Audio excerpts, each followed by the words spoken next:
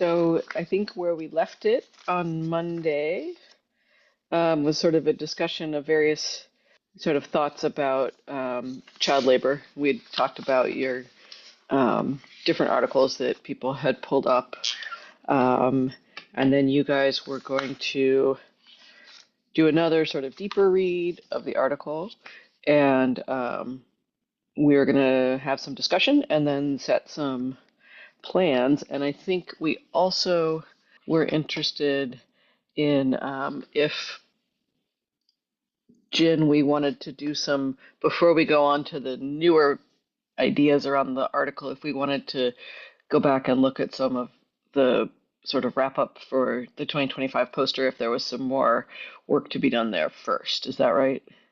I think that our order of priorities was that we were going to first, if there was more work to be done for the poster, we were going to do that first, and then we were going to go on to the new stuff. So I'm not sure how we want to tackle that today.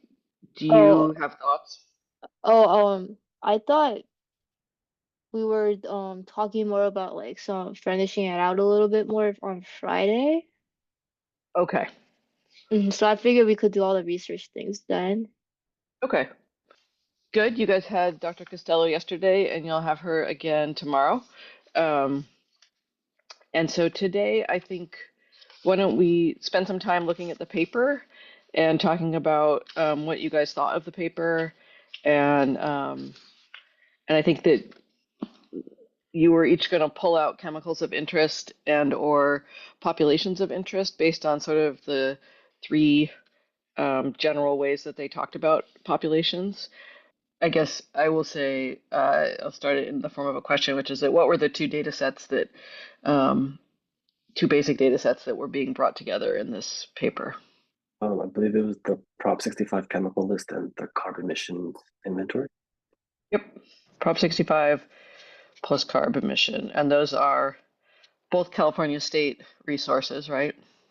One of them is so the Prop 65 is of course about health outcomes, and the carb emissions is not. It's just carb emissions. What is the limitation with the carb data set? There are many different. There's not just one, but there's a couple of big ones. Was it limited to a certain class of compounds? So in order to emit something, a chemical has to be at least somewhat volatile. So the emissions inventory is pretty much just volatile compounds. So there's not heavy metals or things like that that we would expect to see there. So it's a limitation. It's not necessarily horribly crippling, but it's still a limitation. And then the Prop 65 list also has a limitation, which is there are only certain types of health damaging compounds, right? Not all health damaging. And what are those types of health endpoints that it's looking at? I think whether it's a carcinogen, reproductive toxicant, or developmental toxicant. Right. So, like, it's not looking at cardiovascular health or physical ergonomics or something like that. Like, it's just about sort of carcinogenic, reproductive, and developmental toxicants.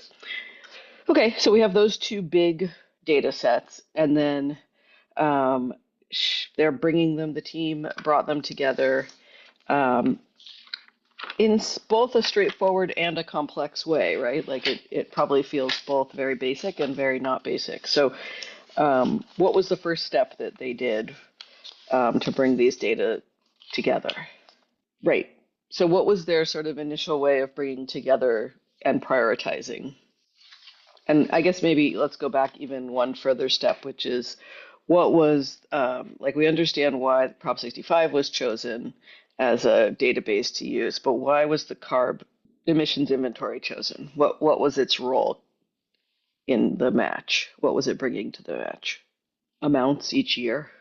They're not. So this is a list that's you can take and say this is the chemical that's emitted the most, this is the one that's emitted the least, and there are a variety of ways that that can be calculated in within the carb emissions inventory. If you have the amount that was emitted and the number of products it was in, you can extrapolate. And so that's what they're doing with that data set. And so they picked in the next step, they matched, right, the chemical list and the carb data. And they had, I think, believe there were more compounds on the Prop 65 list than on the carb emissions. But they matched the ones that were matchable, and then they classified compounds by most highest priority, right? Anyone remember how they did that for the health outcomes? I believe they used the EPA's risk-based screening levels. That's right. They used the EPA's risk-based screening levels was their first way of putting it in the top priority. They also used, they said the secondary way was if the chemical is one of the first 10 priority chemicals in the EPA's evaluation under the 2016 Toxic Substances Control Act, TSCA. And then the third way was if the National Toxicology Program's 15th report on carcinogens identified it as a cancer hazard. So any of those were top tier prioritized chemicals, and everything else was a secondary. Okay. And then when they merged that list of all the Prop 65 with the carb profiles, you can see here there are about twice as many chemicals as and groups in the Prop 65 list as there were in the carb database of emissions. And so it says here, product categories did not contain any Prop 65 chemicals. They eliminated them from further consideration. And so it may be that there are things in those lists that are future Prop 65 listed chemicals, but there's nothing you can do about that now. So you can remove all those. Okay, and then they ranked them by potential exposures. And what were those three potential exposure types? Consumers, workers, and general population. Yep. And what does general population sort of mean? Seems like if the chemical is exposed or like emitted into the environment. Yeah, I felt like they didn't really say a lot about general population. I could have been forgetting. There's a lot of detail in here, but they kind of didn't say anything about. They talk about for the consumers, and they talk about for the workers, but the general population was a little widespread population level exposures, a little bit vague, but that's okay. Okay. And then they went through and they presented a bunch of different data on what they found, right? And that's what each of these tables and figures is for. Like this one is a very straightforward figure of the just the Prop 65 chemicals that were reported in carbs emission inventory, and then showing the number of product categories. So not like a weight or something like that, but just how many different product categories these chemicals are used in, and then color coding by top tier and second tier. So like methanol is the most broadly used chemical that's listed on Prop 65 and in the CARB 2020 emissions inventory, but it's second tier. And so the top first tier is diethylamide.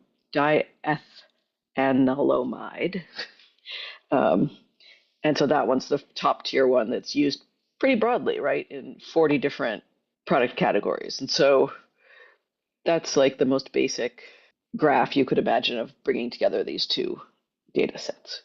And so then they go on to present a number of different things, like here it is for consumers, like used on the body with each of these product categories, how many of these products are used in each one. Same true for here for routinely used in the home. You can see some of them like other miscellaneous household products. Other miscellaneous household products have all these different chemicals that are in them. And you can see very clearly here that methanol is broadly used in all of these. So there's just different ways of presenting that data. Here's another one that shows product categories for workers' exposures. And there we also have methanol and diethanolamide. And so that's a big number of products, right, that are used for each of those and for many of these other ones. But it's not telling us anything about tons of use or exposure, right? And so, yeah, this is the total emissions one. And this changes the story a little bit when you look at the total emissions rather than how broadly it's used, right? Because they're used in different um, amounts. And so you still get methanol up here as the biggest, but the diethylamide amine, it's an amine, not an amide, I'm sorry. Diethanolamine, pretty high, but still not, but not the second highest anymore. So there's a little bit of shifting as you bring in the amount that was emitted. And this is tons per day in all categories. And there's some various other things that are showing the top prioritized chemicals by population groups and a similar, another, this is instead of by the chemical, this is the product categories. And you can see I went through it just to make it easy to read what was for workers. That is an overview of the paper. And I believe that what we were going to talk about today was which populations people thought would be the most, and chemicals would be the most compelling to look at and track down how large of a population it is that's using these chemicals. So looking at who's exposed and who is not. And I think I highlighted sort of this paragraph in the results, which is, risks from these exposures are not equally distributed in the general population. And I think that that's the piece that we were going to flesh out, is that how, our recommendation for top tier priorities for intervention should be considered, but alongside with respect to preferentially vulnerable or exposed subpopulations. And so I think that is what our goal is to look and see who are the vulnerable subpopulations, and if we were to rank these compounds by subpopulation, what would we see? And what would pop out as the highest priority? So, did anybody get as far as thinking about populations and chemical exposures? I Yeah. did end up looking into styrene with Richard. I mean, it kind of led into a rabbit hole, and we found out that it's pretty everywhere. Apparently, it's like in plastic packaging and containers. Mm-hmm. But initially we started because it was used in various pet um products, I think. And I just had some experience with knowing like they take pretty good surveys of pet owners, so I thought that could be an avenue in. But it turns out styrene's like everywhere in a lot of things in small amounts. So it's not like it's it'll be really hard to narrow it down demographically because it's in small exposures in a lot of places. Right. Which is another consideration, which is that, like if you have something that's small exposures in a lot of places, does that add up to a big exposure? And that's sort of the purpose, I think, of looking across like this. If you're looking at adhesive removers, like how many different, at least for diethylamine, my nemesis word, like it's got 36 different compounds 36 different classes of compounds it's used in. And where's styrene? Styrene is 9. So you have 9 different classes. Is that right? 9, 8. 8 different classes of compounds. And so, right, like how do you know if that adds up to a big exposure or not? So there's sort of different ways that we could look at this. We could look at, do these things need to be regulated across products? Is it enough of a big exposure that people could get a combined high exposure? Or we could also look at people that use these products intensively. Does it have various pet care products? It's since it's plastic, so it's I think it's on a lot of pet toys, like the rubbers. Oh, So like I think oh, they're chew toys, uh-huh. which led us to Interesting. look into pacifiers for babies too. And apparently there's a lot of stuff in baby product that requires rubber or plastics. Oh, yeah. But there's mixed reviews because like there's a lot of things saying, oh, don't worry, it's not a problem, and then they're like some say yes, it does expose them. So it's like, but the Right. ones that were saying it's not dangerous were kind of like company blogs, where they Yeah. want to sell certain the products using styrene or Right. And I mean, if it's a top tier chemical, that means it's been shown to be enough of a carcinogen, developmental, or reproductive toxicant that it's on the Prop 65 list, or it's been called out by EPA or NTP. So I think it's pretty assured that it is bad. It's just a question. Maybe they're trying to say it's not very potent, or it's not like this potency is not considered, in the. It probably is considered, frankly, in all those things, but it's not considered in this analysis. So it could be that that styrene is really bad in high amounts, but it doesn't reach high amounts. Maybe would be their argument with baby products and pet toys. I actually one of the biggest like pushback I saw was because what we saw was what was it? Styrene is a monomer used to make polystyrene or something, which is like styrofoam and all that. So like Yeah. some of the arguments were arguing like you only get the residue from like the I was like it's making the plastic, Hmm. and I'm just not well versed enough to know if that's true or if it's like them trying to push it back.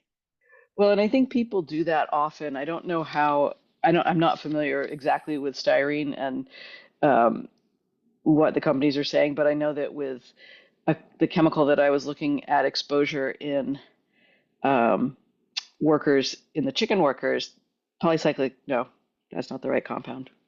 Peracetic acid, like it smells like vinegar, and so like the company would say, oh, it's just like vinegar because it smells like vinegar. So it's like just because polystyrene and styrene are related doesn't mean that they've got the same toxic profile. And and I think usually that's at best a negligent attitude by companies, and often it's worse, sort of like tobacco companies were, blatantly ignoring and repressing all of the showing how bad things were. And now we have vaping, also bad. We all knew it would be bad, but now we can't. They can't keep denying that it's bad. So same kind of thing. Um, okay, so that is interesting. So you sort of started to look at styrene and sort of already started to sort of turn over a little bit what the challenge is when you're looking at a chemical and a population, because styrene has, you know pet care products, but then probably used on the body. It's also heavy duty hand cleaner. So if you were to look at those two, and then in workers, there's a lot of use across probably different worker populations, right? Did anybody else look at a chemical or sort of try and follow down like who would be exposed to this particular product or chemical? I tried to do Yeah, something. yeah. So like I chose formaldehyde and it took me a while to figure out how to pronounce this name. Hmm. Good job. And it's a toxic chemical like found in things like shampoo and other hair products. And it's linked to cancer and reproductive issues, like problems with pregnancy or hormones. Hmm. And the population I would focus on is Black and Latina women, since Okay. they, tend to use more hairstyling and treatment products because of their, like cultural norms and their like beauty standard, I guess. And maybe those products might contain formaldehydes. So yeah, I think this is it. Okay.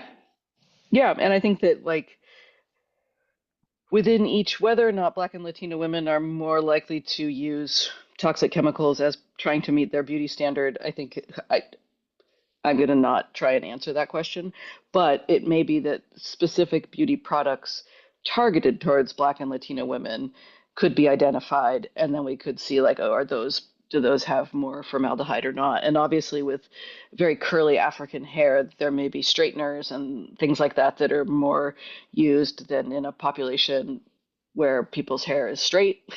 Obviously, you wouldn't use a straightener, but you might use a curlifier. You know, like there's all sorts of, depending, we all have hair. We are all lucky. So we all know that we might do something to change what our hair looks like, and that using whatever that thing is. When I was a kid, it was very popular for everyone to get perms. I did not get one, but I'm sure Daisy remembers the era of perms, and boy, was it epic. And I suspect there's some perming going on because not every 16-year-old boy can have the fluffy llama hair, but a lot of them do, and I don't understand that. Um, A but lot in any of case, Korean teenager, especially boy, perm a lot. right, it's like flipped genders and like a different for a different purpose. But in any case, Alice, you are absolutely correct that different populations of people based on different characteristics are going to be attracted to different products because they think that it will help them meet whatever beauty standard is they're trying to meet. And I think Black and Latina women have often been talked about as having some particularly toxic um, chemicals, but I think that probably the things that straighten hair and the things that curl hair like permanently are fairly similar probably in their badness. Okay, so you could do it that way where you're taking like a population of a particular sort of race and age and culture and trying to understand what's their exposure to formaldehyde. Um, okay, so those are two interesting approaches. How hard do you think it would be? Jin, you sort of said that it quickly felt like it was too hard to understand, on the one hand, all the different ways in which people were exposed to styrene. And Alice, what do you think? Do you think that that would be hard for formaldehyde? What do you think would be the biggest challenge in trying to understand how much formaldehyde is being um, experienced by people in the population? Actually, not sure about that, but like because it's like there's already like a solid foundation of like public health and environmental like justice research. So like I don't think there will be some kind of like a huge like challenge or difficulties in terms of like doing some research on that because formaldehyde is like already a well-known chemical, I believe, and it's also actually kind of mentioned like several times in this article. So like, I actually have no idea, but I think it won't be that hard. I mean, I hope so. Maybe what might be a little more challenging would be figuring out which sort of population, like if you were to take for formaldehyde, oh, the top one, to try and understand within hair care products and shampoos what population of consumer is most at risk. Like you've made a priori judgment that it might be Black and Latino women, or a hypothesis, Mhm. but like if you were to go in and try and figure out like if we were going to prioritize based on vulnerability and excess population, like maybe we would say, instead of, you could say Black and Latino women, you could also say women who are interested in having a baby or something. And like, are those women of a particular, are they also of an age where maybe they're more doing the full beauty thing? um, you know Not very many 90-year-old women are doing the full, like trying to meet the beauty standard. But so it's maybe that you could see, like, are those people more vulnerable, a more vulnerable population that compared to older women or men, right? And of course, Mhm. reproductive toxic is not and developmental is not limited to pregnant women, but you could look, right, you could say, are men or women more at risk? So you'd have to sort of look to see, when you're thinking about prioritizing. um, okay, and nobody looked at the worker. But um, I, oh, you I did. kind of see. I didn't really connect it a particular toxin, but I just Hmm. look at all of this that I kind of get idea that construction workers, a lot of materials roofing and all the construction workers and beauty related like a nail salon or a hair shop, and also that automobile the stores or repairs. I kind of see all four is that it's most kind of I can see connected with this all this toxin exposure. But I was thinking that we were gonna how we were gonna get that kind of data. For example, like we were gonna just go for okay, how many people are sick with that occupation, but how we're gonna link with that. Oh, is it really with the toxic? Because if I inhale, then it was like dizzy that I can feel.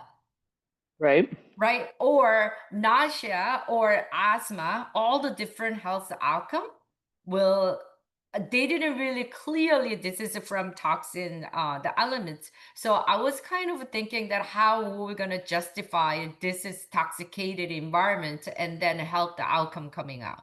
I think that we would have to look at the documentation in the paper of where the priority came from and then read about why. So, like, if it was a priority from Prop 65, we could read about why it got added to Prop 65. And then we could look and see how many people are in that, what do you call it, worker population. So, like, one way we could think about this is for example, for formaldehyde, we've got 13 different product categories. And so we could write down what those are. And actually, let me see if a bunch of different categories. And I think that maybe you'd want to look at these categories and make a list of all of the populations that are exposed to them in high levels. So, like, you've got, for example, let's just pull out a few. So, metal polishes and oh, please stop doing that. Metal polishes and cleaners is one. Maybe I will start or maybe high Also end. cleaner ladies is really highly exposed to all this chemical. Right. I was thinking, could somebody, I don't know if it's Hyan or somebody else, could start a Google Doc in the correct drive, and then we could just make a list of these things and then make a list of the populations that we think would be exposed. I Yes. just don't want to. I just don't Just want to. 1 second. Yeah, somebody who because Jean has some. It should be in our shared drive. It's called Toxicus General Population. It's a Okay. doc. Thank you. I will find it. And okay, so if we are looking at, oops, yep, you can go ahead and type. So if we're looking at formaldehyde, then okay, so the categories under formaldehyde are metal polishes and cleansers, carpet and upholstery cleaners, non-aerosol, nail coatings. Oh, have you? I'm going to try copy pasting if Oh, possible. yes, do that. I would try, but mine keeps wanting to open it in another window. Nail coatings. Oh, you're fast. What's next? Other miscellaneous household products. And then I will copy general purpose cleaners, non-aerosols. Oh, why is it not working? Is that right? No, we should have 13, so we're way off. Are there, right? Metal polishes, cleaners, one. I think it's in the other charts because these are for worker exposures. So there's some for like consumer Yeah, products and the it other is the figure. top. Yeah, the top margin shows a number of product categories with each chemical. The unabridged figure is in figure S3. Let me see if I have S3. Oh, that's the one that I am looking at. Okay. So there are supposedly other things, but I don't see them. Okay. I'm not going to worry about it.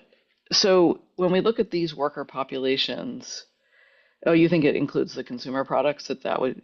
Yeah, I think figure S3 has all of the 13. Okay. So the supporting Oh, yeah. document 3. 5. Yeah, it does. And this is just a thought going off of what Alice said earlier about like hair care and other types of cosmetics.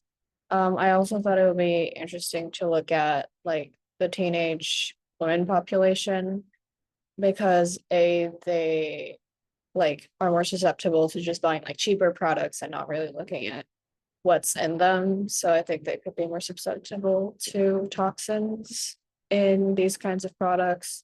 So, right, looking at these things, you get an idea of who might be exposed. In routinely used in the home, it sounds like anybody, right?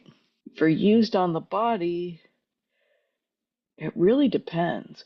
Why don't we all take a moment to see if we can find a hair care product shampoo that has formaldehyde in it, just by obviously Googling.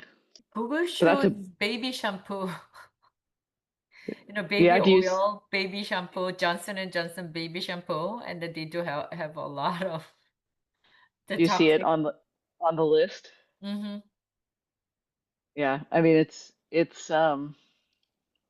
a lot of things, right? I mean it's pretty massively Pretty bad. used. Yeah.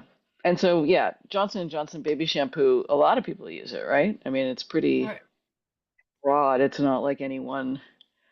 I use all my 3 boys. Right. And I mean doesn't necessarily mean that it's a toxic use. So I mean that's the other part that's difficult, right? In any of these things, the amount that's being used. Right. For some, it's any amount, right? And for like something like benzene, like even the smallest amount is pretty bad. But I don't actually know what the amount that should be used. So that's another thing. So to what you said, Haley, I would say that yes, that is another susceptible population or more vulnerable population, um, but also um, not a sufficiently identifiable population. Um, because obviously there are a lot of different populations that are also low income, and so like what they have in common may, or like if you take a low income, even if you said an immigrant population or a like first generation population in Seattle or something versus Fresno or Minneapolis or Baltimore, like they're all going to have a different group. Even in the Bay Area, you get differences within cities because that's the way immigration works, right? Is somebody, and so you go to where you know somebody, and so you get a buildup of all the people that knew somebody from Vietnam are here, and all the people that knew somebody from China are here, and it's also like the housing market and like where things are affordable and all that. So you'd have to like really target, and we do that. Like there's a lead prevention program, for example, that really goes after, I mean, obviously all products, but they know, for example, that Mexican products are often have lead and they come in, Right. with people sort of informally, and there's an informal market for them. And so there's a lot of info out there of like, don't use this, it's got lead in it, even though like, you know, it might be for sale out of your local, bodega. So I think it's a difficult one as well. Like, um, and I think this is often why um, you can prioritize a population, a non-worker population, but the worker populations are much easier Right. to prioritize because if you decided, for example, looking at our list, let me go back to our list of the workers, like what occupations people can list under here, under each category, like under metal polishes and cleansers, like for example, Daisy, you said like housekeepers, right? Housekeepers and cleaners. Um, and I would say also car detailers. So maybe go in and add under each of these, like where you might, what kind of jobs you would see in each of the worker populations. Can I add one more to Haley's question? Yeah, obviously that's a low income, and then under, kind of economically that we can see that. But as I told you before, not only that socioeconomic, but young kids, Mhm. like Yep. teenager and the young professional and Mhm. students, they don't have any money. Yeah. So they do a lot of cheap stuff, and then you guys cannot offer for all organic or all Right. the things that naturally made it, which is double up more expensive. So it cannot really define not only low income, but it's age wise. Or some people said, oh, even though I do have a lot of money, I don't care. Right. So yeah, it's a So lot that's of less than if that's less the low income population of people than sort of, and this is what Han, you were also saying, like that it's taking the low price trendy items. So that would right. be a different way of looking at it. And like if you were to pick um, the low priced trendy items, sort of like the fast fashion, but for cosmetics and stuff like that, like what would that look like? Like what would be the priority? That's hard too, because Right. then you sort of make an imaginary person.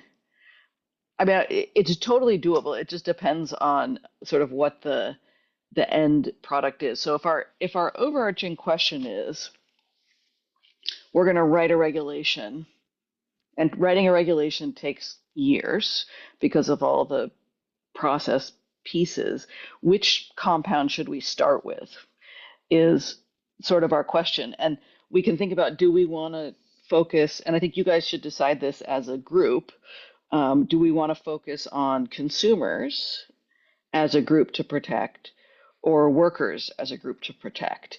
And I think you could do either, but I think that like it's the prioritization scheme that is what we're after here. Like, so if we want to protect consumers who buy cheap sort of store brand cosmetics, let's say, like how do we prioritize which chemical to go after would be that question.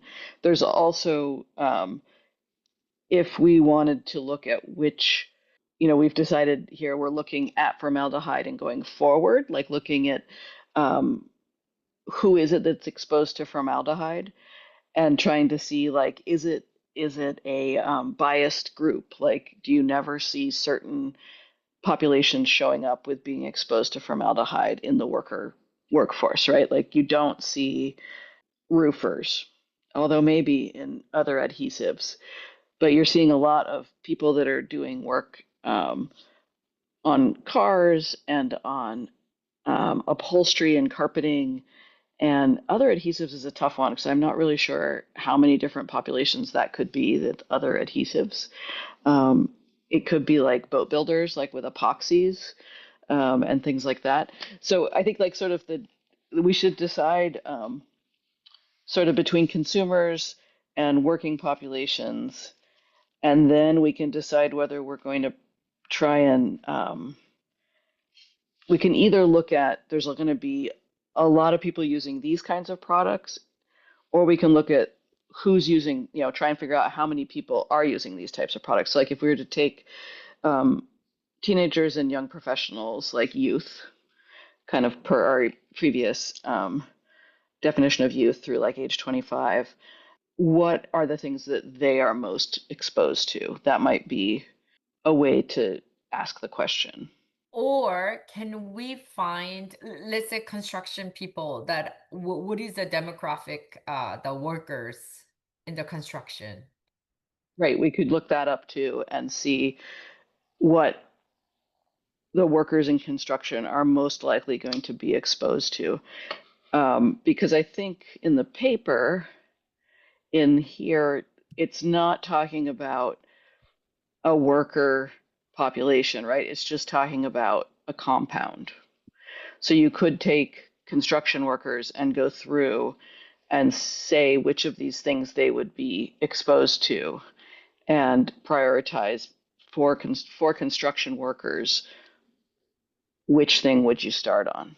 But as I asked before, how do we justify this toxin influence their sickness or disease, or how do we have a clear connection or to show evidence to this is to help the outcome? That's I'm questioning. We don't have to show, like that is Oh. assumed based on them being a priority chemical on the list. So Mhm. we're just trying to prioritize which chemical for which population. Okay, gotcha. And you can do that sort of in two directions, right? You could take the worst performing chemical or one of the worst, like formaldehyde, and say who's most at risk to being exposed to formaldehyde and tackle it that way. Or you could say, I'm interested in knowing what population is exposed to the worst of these things. Like you could take nail technicians and make a list of all the categories that a nail technician would be exposed in. And then see where they fall in these chemicals. And so there's sort of two directions of doing it, of adding in that information.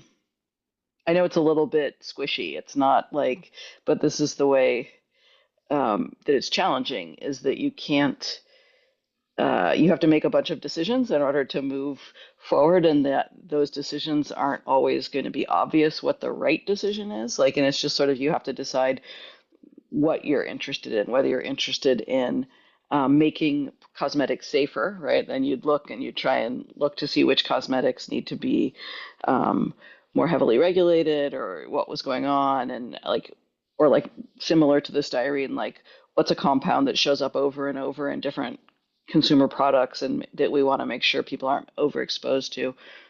Or do you want to say who's the most burdened category based on this prioritization? Like who is exposed to multiple compounds and multiple categories of product? So sort of two different ways of looking at it.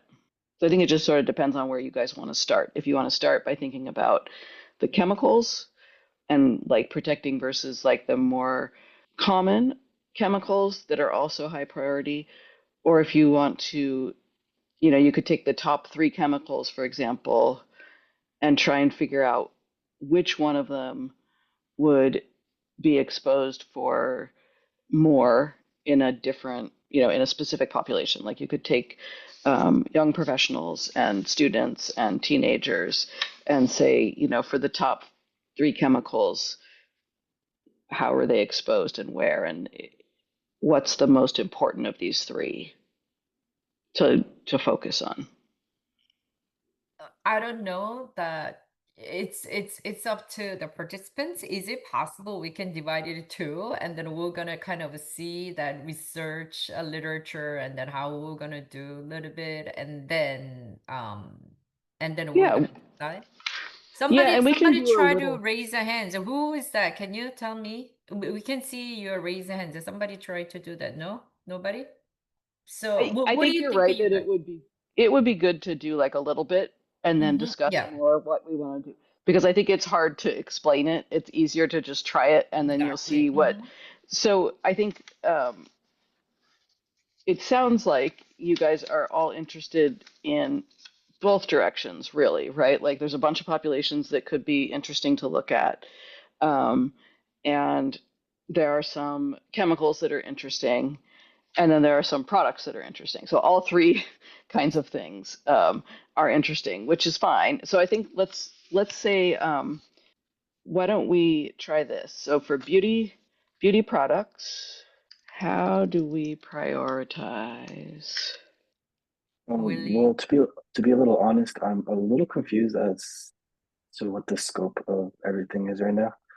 I'm sure it'll make itself clearer as we go along. So I don't think I have anything to add on this part.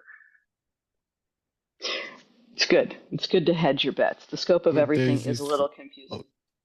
are you Go ahead, asking us Richard. if instead of going like all of us researching on like consumer or worker, we're like splitting into 2 different groups? Is that what you're asking? Yeah, it's a little bit, not before that we clearly know our direction of this paper. We're gonna have like 2 group and then a little bit of research, and then we'll see is it good enough data or literature, and then we're gonna decide for one, but we would like to have a little bit of tackle, to see that which one is better direction. That's what we are trying to do. Right, Dr. No? Okay. Yeah, I think just because it is sort of murky and Mm. Matthew, what do you think? You are a biology major? Yeah, just like Ryan, I'm a little confused with the whole like structure of this thing. So I think I don't know if I have anything to add in terms of designation of roles or anything like that. yeah, I think let's explore it a little bit more and define it better. What are people, I guess, what do you call people who work in like nail salons or hair salons, like generally? Yeah, I think it's generally personal care. Okay, I'm gonna leave personal care because I can't spell beautician. Okay. Um, so if you guys scroll down to the bottom of the Google Doc, you can see I wrote two sentences. How do we prioritize regulation of chemical exposures to young people from beauty products? Um, and then how do we prioritize regulation of chemical exposures to workers in personal care? So sort of trying to take two different sides. And so if you were trying to prioritize, what we have in the article is we've got chemical exposures are prioritized already, right? So we can say, we can take chemical exposures, and in the article, they're prioritized, already prioritized by level of toxicity, right? By annual tons of chemical emitted by product category. So we've already got that. So then, for if we were looking at this first sentence, the thing that we don't know is these two pieces, the young people and the beauty products. So to decide how big this is, young people who use beauty products, right? To understand, and then beauty products used, and so this you could take from you could link to the chemical exposures through either, how would you find this out? You could use the paper, right? Or you could do primary research of chemical composition, but you really don't need to because that's what the paper has done, right? They've given the amounts of chemicals. So what you really only need to do is decide how much use is there in this population, and which beauty products are used, and putting those two pieces of information together, right? How much is used, and which are they? You can get a calculation of how much chemical exposure there is, and so it would be the emissions by beauty category times how much is used. So it's a basic, you'd have to have like an estimate, like if you knew that shampoo had formaldehyde in it, then you could look and say, how much shampoo are people using per year? Is it different for different populations? Are they using different amounts of shampoo that have formaldehyde? Like Daisy's example, like if you assumed that young professionals are not buying the fancier brands that say formaldehyde free and organic and whatever, right? Then you might assume that older people who have more disposable income are buying safer products. And so then you would have a difference. You would know that your younger people, every time they buy shampoo, it's got formaldehyde in it. So then you would have that as an amount of use over the year. And you could look at the chemical formaldehyde, and you could look at the emissions by that category. Yeah. So formaldehyde routinely used, and I think that is in one of I think the category emissions totals are in one of the what do you call it, supplementary materials, right? Like basically this table or this figure, but by category, because this is summed across all emissions inventory categories, and I think you want the individual emission categories, right? Oh, maybe they don't have it. That could be something that we could pull out ourselves then. Oh wait, no, here it is. What does this say? The fourth supporting information, figure S4, says how much emissions, total pounds per day. Where's the description for S4? Right. So in the supporting information number 1, table S1 gives the priority categorization. Table figure S4, which is a PDF, gives you the Prop 65 total emissions by chemical, and it shows you the emissions for each chemical per day. Let me share this instead of what I have shared.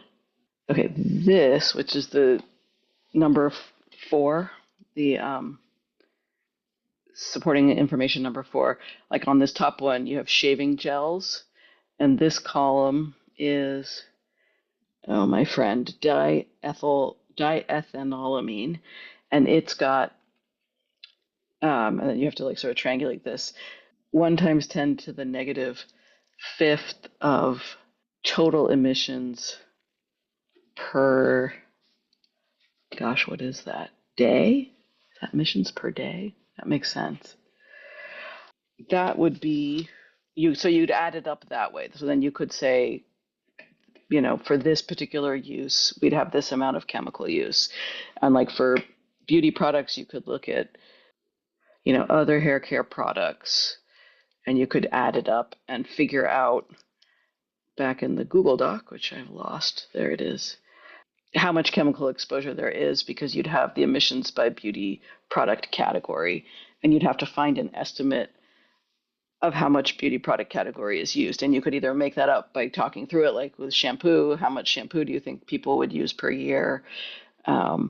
Like, is it more or less than other things? So there's a lot of sort of assumptions going in here, but it's like a loose, it's loosely related, and it's a way of bringing in a population level estimate of what people are going to use more of.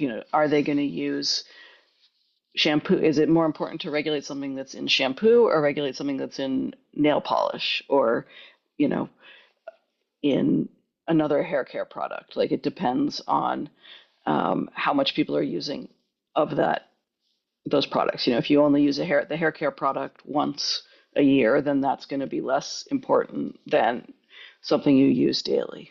So I don't think that that's super clear really yet, but I think maybe thinking about how much use there is of these things in the population of choice. The other second question, looking at chemical exposures, is then looking at the numbers of workers in personal care, and this is much more straightforward. So you could say, if we're interested in looking at nail salon workers and people that work in any sort of barber shop or salon, and looking to see what they're exposed to and looking to see how many people there are that work in that field, which is, those numbers are pretty easy to find online, and then estimating how much they're exposed to. So it's a much easier population to capture because it's more known who they are. So you could also just start purely with looking at, in this question, who are the workers in personal care?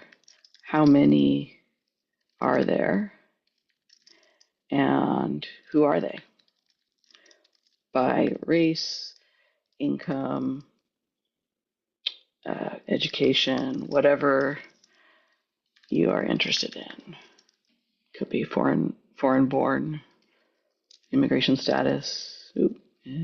And so then you could more easily say, if you wanted to protect a vulnerable population, here's where they are. They're in nail salon workers, but not so much in men's barber shops, but also in women's, salons. So I think that is a more straightforward comparison.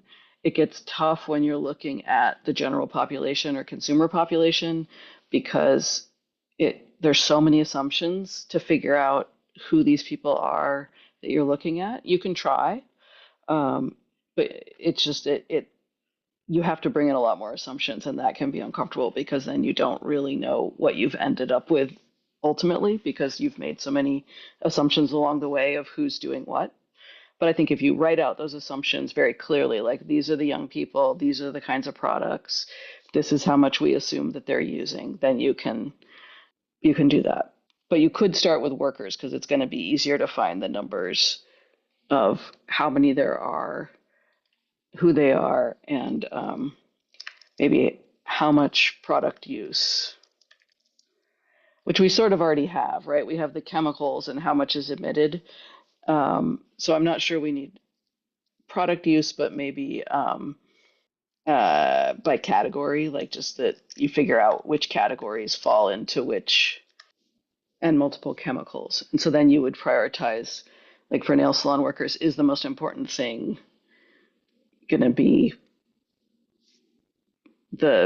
just the nail product, like nail coatings? Is that the one to prioritize, or do you combine nail coatings with what's some of the other ones? Like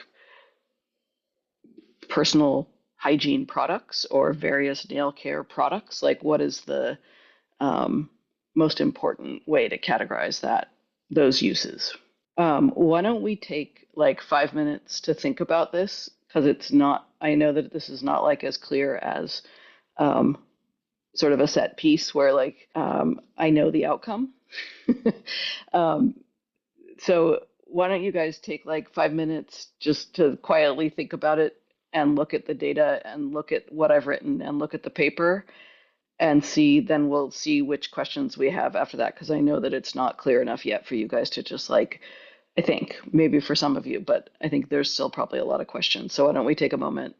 You can, for some things, you can either hypothesize which categories workers are exposed to, or you may be able to find sort of generic job descriptions of workers and what they might be exposed to. So like if you don't know, for example, who uses multi-purpose lubricant, you could look up occupational use of multi-purpose lubricant and see which jobs jump up. Like I could think that probably mechanics use it, maybe like of all types, right? I can see down below there's other auto vehicular marine care products. So like marine mechanics and things like that. So like you could look, if you don't know who might use a thing in the category, if that's the way you're going, then you can look them up. And I think most of these you can make some assumptions. Adhesives are a little tricky. Like you could look that up and see what they think of different adhesives, but I think you'll find a lot of information online about each of these categories if they're not obvious. Like there's a lot of like sealants and lubricants and solvents, and you can look and see which jobs use those, and just you can do it broadly. You don't need to try and break it down so that each broad job category, you're just sort of trying to make it broad at this point. You could do more than one job if you want to like have a comparison within your own work, but try not to all pick nail salons and automotive technicians just because I've said them. There are lots of other jobs out there. Should we split up by like jobs or chemicals? I think definitely jobs, because you want to condense. Well, I think you guys could discuss, but maybe for this first small exercise, like do it by job. And so figure out what are all of the categories and what are all the chemicals, and have a listing. And this shouldn't be super hard. You may need to look up some of these categories like I would need to look them up to see if, like who uses a brush cleaner. I don't know. So like you might have to do a little bit of research to decide if a category fit in the job you picked. But let me find like a list of jobs. Here's like discussing worker exposure by age and ethnicity and occupation, but the important part is you can see down the side a bunch of different occupations. And this is women, but obviously women and men, all, real estate brokers, teachers, agricultural workers, food service. So just sort of like come up with a couple of jobs to look at and see what they're exposed, and so that we could have a listing of which compounds are in these jobs. So you have sort of a range. And actually, you can see at the bottom that they've put some of these together as well. But I'm not sure how they've put them together. But it looks like an interesting page. Oh, here's their methods and sources. Yeah, this is a great web page to use sort of as a thought process and to explore like what it's saying and thinking about we're looking at doing something like this, which is looking at like workers, total workers, like who should we be prioritizing? And I'm not even sure if how they're prioritizing them. So they're just saying that do these people have exposure, but they're not prioritizing it. But they could, if you wanted to do it based on how many workers. I guess they have done that, sort by number of women. I think why don't you guys have a list and put on it what you're doing, and if you go to put on what you're doing and somebody else has already done those jobs, don't do those jobs. So just don't duplicate, but you can pick whatever you want that hasn't already been picked. So like if you go there and somebody's written down that they're already doing teacher assistants or cooks, then you can't do teacher assistants and cooks. But you could do financial managers and social workers. And try not to pick 2 jobs that have 0 exposures. That's not very interesting. I think just try and limit sort of the white collar, like the office working jobs. I don't think there's going to be a lot of exposure there, but I could be surprised.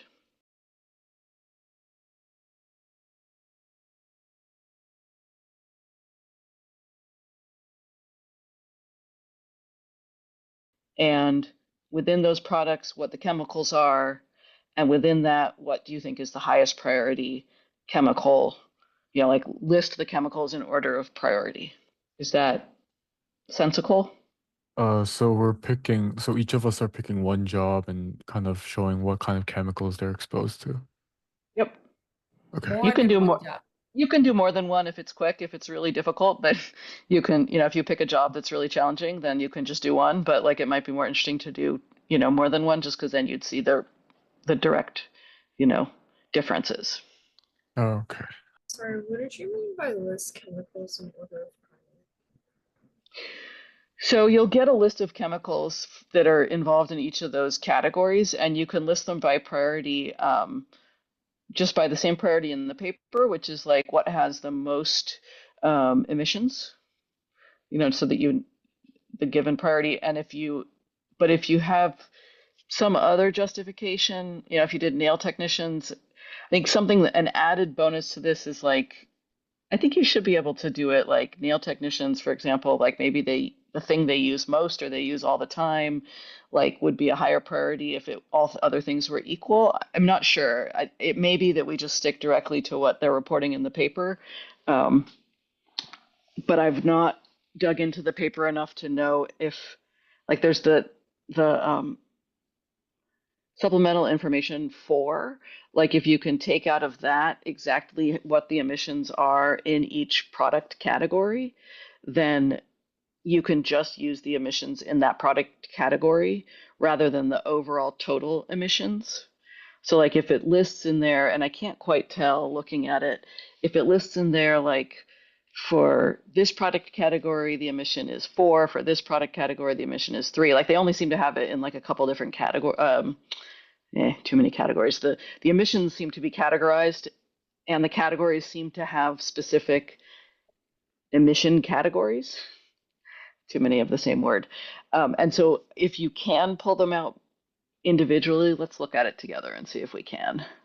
Like if we look at shaving gels, okay, and we also need to look at the description. So the description of figure S4 that you're looking at is estimated 2020 emissions of Prop 65 chemicals in tons per day. Top margin shows total emissions across all EICs, emission inventory categories by chemical.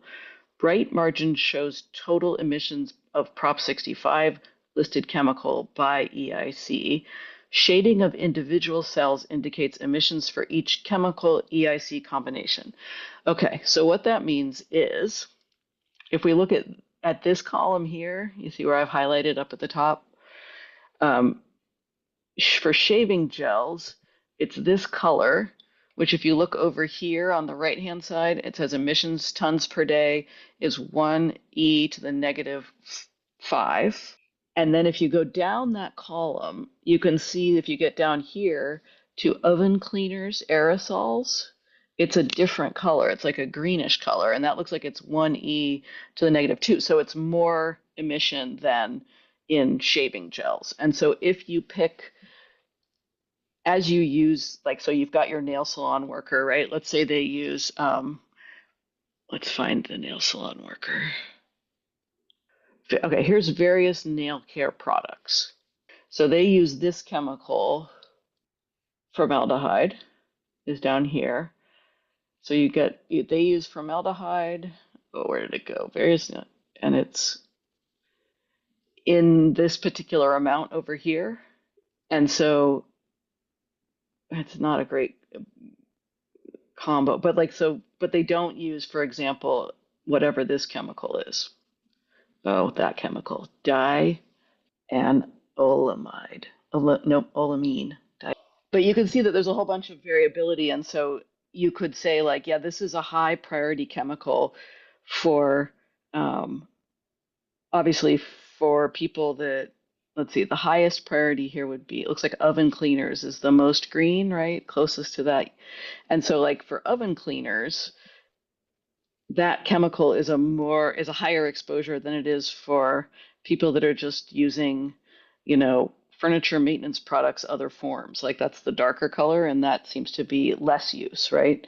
So like you could characterize it that way. You could add up how much total formaldehyde is used by nail salon workers, because you've said that nail salon workers use, say, hand sanitizer, wherever it went, various nail products, nail care products. I think there's also like nail coatings is somewhere in here. Here's nail coatings.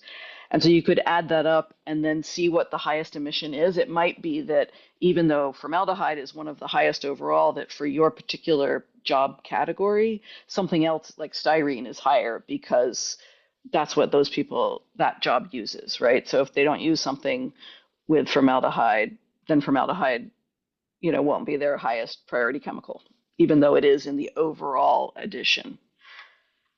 Does that make sense? So I don't think that they provided in any of their online supplements the actual numbers instead of this colors and boxes, which is a little bit annoying for you guys. But I think that since you're not going to look at lots, that's okay. Under figure S2 description, they did tell us how they did calculate these tons per these emissions. Right.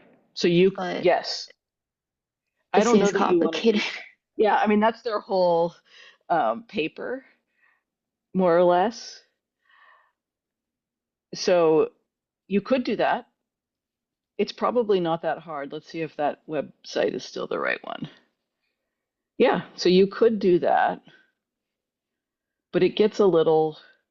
That's how they. Yeah, you don't want to go that direction. They have some added value in what they've done, but you could read that and really think about all the different abbreviations and what they mean and how they've calculated that. But that is the big value added, is that they've put all those things together. That we've got the actual numbers. But you could take this image and probably copy and paste it as a table. Ooh, maybe not. But I think that, the ones that you're looking at will be not all of them. So you won't need to pull all of them out, Can we do our own way? Like not like exactly what the table said. Well, I will say you can do whatever you want in addition. Right. I would say just, yeah, if you're like, I want to see which of these compounds is worst, highest, if I think that it's somebody that's going to use these 4 things or whatever, like, and calculate it, yeah, you can totally do that. But definitely to do a job, the categories that they're exposed to, the chemicals, and the total volume, tons per day. I guess it's not a volume, the total mass. And I think what you'll find, if you don't all pick exactly the same job and make all the same assumptions, you'll find that some workers are exposed more than other workers to particular chemicals. And so if you decided you were going to write a regulation about styrene, you would protect some workers. And if you were going to write a regulation focused on formaldehyde, it might not be the same workers. And so that would be how you might prioritize, would be which worker population, the next step would be to look at how big these worker populations are, right? Like people that make boats is a much smaller worker population than people who build houses. So like you'd think about that. But I think for this next piece, before we meet on Monday, let's look at whatever it is Jen wants you to work on Friday. And then also pick a few jobs, figure out what product categories they're exposed to, what the chemicals are in those product categories, how much the mass of chemical that they're exposed to, the tons per day, and then reprioritize what that means. What's the worst chemical? What are they most exposed to? The highest number of tons per day for that job. Does that sound doable? Is it clear enough now? And Allison, Hayon, if you guys want to make a similar list for the populations you're thinking of, you can do it. Like if you list the products that you're looking at, and you can do it. Okay, pick a few occupations, figure out what chemicals workers of that job are exposed to, list the chemicals in order of priority. The only thing I will say is figure out what product categories are used in the job, then what chemicals are in those categories to determine what workers of that job are exposed to. Question. Okay, so we choose a job, but like we don't need a source to back up the chemicals. We're like choosing a job and then going through the list on the S4, the table, to see which chemicals we think are like Yeah. exposed in that job. Yeah, So and we if don't you need to don't go- know what okay. it is, like if you don't know what the product category is, just do a quick Google and be like, huh, okay, I don't think that's used. Or like, don't get bogged down in like, oh my God, do these people use this particular product category? But also don't be like, I'm just going to take 3 product categories randomly and decide that those are the ones that are used in this random job. Like, try and do a realistic. Okay. Yeah, just don't go down a rabbit hole of like what products are used in what job. Like I think we could do that later if we wanted to, but like this is just to get the idea and the gist of like what's happening in the paper and what isn't happening in the paper. Like there are no people in the paper. That's what's missing from the paper. And so we're trying to decide how we want to add people to that prioritization. And workers are one of the easiest populations to add because they are defined. I think you guys will find this easy once you start doing it. You guys can put it in the Friday. Is that okay? You guys, Thursday and Friday, it's pretty straightforward. So It's we're pretty gonna- straightforward. And then I believe Meg is going to talk, Dr. Swarzman, the senior author on this paper, is going to talk to you guys on Tuesday. And then I will see you on Wednesday. But this one will be on Friday. So you want the chemical summation done by Friday? Yeah, and then put it in the Google Doc Friday. Okay, thank you, Dr. Nas.